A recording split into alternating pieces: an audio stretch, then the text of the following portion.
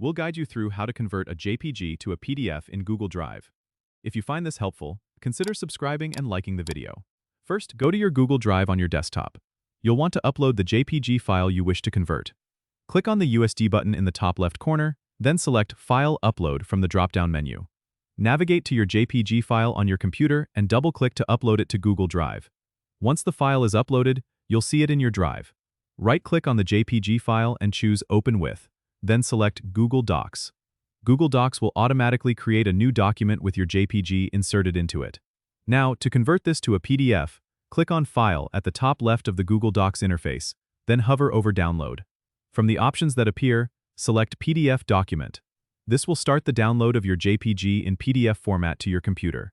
If you want to keep things organized, you can save it back to your Google Drive by dragging the downloaded PDF file into your Drive window. Using Google Drive and Google Docs makes this process super easy because you're not needing any third-party software. It's fast, efficient, and everything stays within your Google ecosystem, which is great for managing your files. Don't forget to subscribe and comment if this helped you out.